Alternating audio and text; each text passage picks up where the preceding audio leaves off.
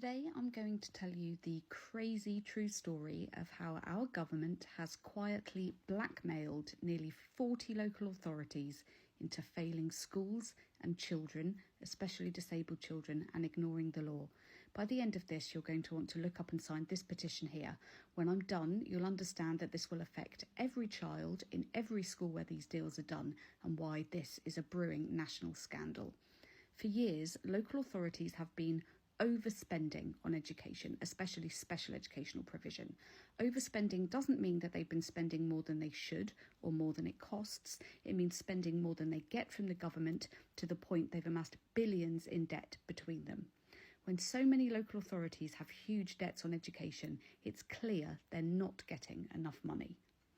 The government told local authorities that they can essentially ignore this debt until 2026, so it's not currently affecting them, but the debt is growing month by month. Because of this, there's a huge number of local authorities who are at risk of bankruptcy, and the government knows this only too well. The government does not want to give them more money to meet their legal duties towards education, so they came up with another plan. They've gone to local authorities and said, if you severely cut your spending, especially on special educational provision, we'll give you a bit of the money you should have had in the first place. They've said, we won't give you all the money you need, so take some out of your mainstream school budgets, like you can see here, and we'll sign it off.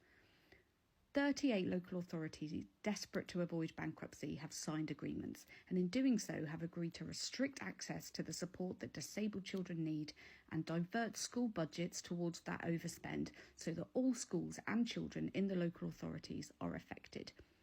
These agreements here have been made behind closed doors. The plans are not available for you or I to scrutinise, and they've been kept from us for good reason. The information we do have is that they focus on supporting fewer disabled children, giving less help and ending that help sooner, and placing more disabled children into mainstream schools without any of the support they need, while also cutting school budgets. Here's the problem with that. The law sets out clearly when children need to be assessed for extra support. That is not up to a local authority, so they can't actually make those cuts lawfully.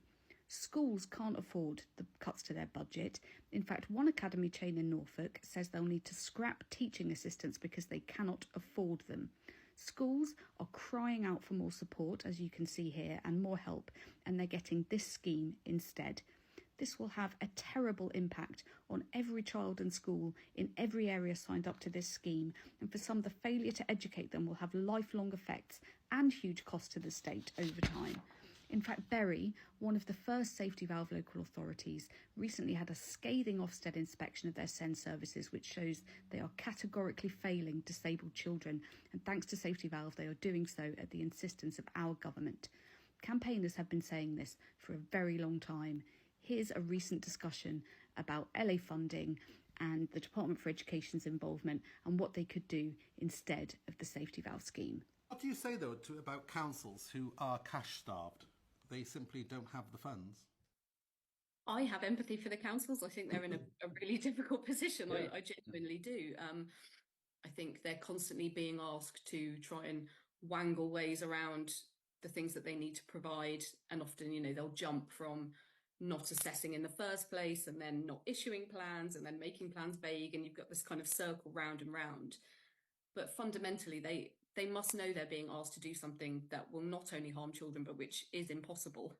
So at this point, I feel like it's on the local authorities really to be taking it up with the government rather than making our children suffer. Bristol Local Authority kept their involvement entirely secret until the day before it was being rubber stamped, and people were rightly furious. Here is Bristol's Deputy Mayor's response to our legitimate concerns.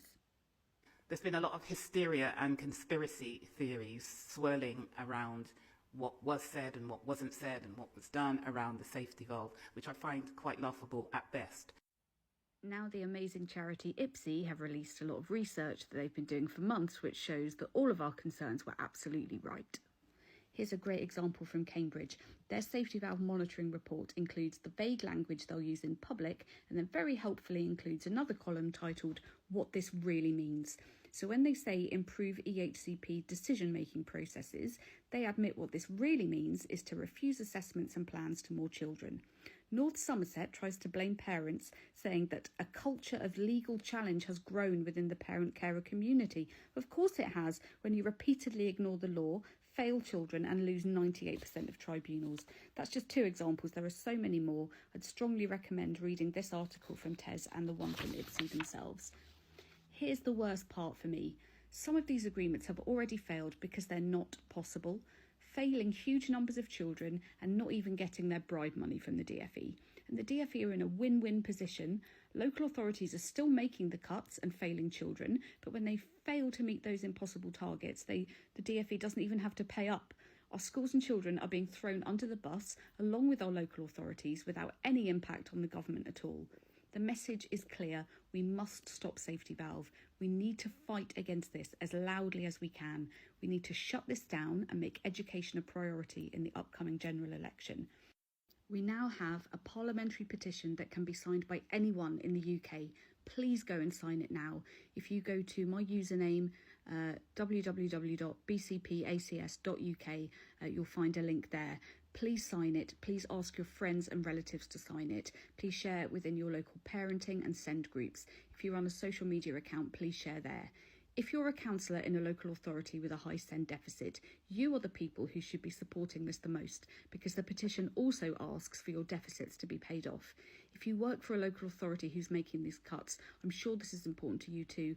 I don't believe that you go to work wanting to fail children every day. Local authorities should be standing up and saying no. The F40 has tried, but where are the rest? If they won't, we will have to. We need this and any future government to know that we will not stand by while schools, children and disabled children in particular are systemically failed. I need to add my usual caveat. The law is still unchanged, so no matter what ridiculous agreement your local authority has signed, your child's legal rights remain the same. Unfortunately, it means you are likely to have to fight harder for something you should get with no fight at all. Please share this video so people understand the scale of this problem and we can get the signatures we need to force the government to acknowledge this and fix it. Thank you so much for listening. If you have any questions at all, if you want any more information, please let me know in the comments.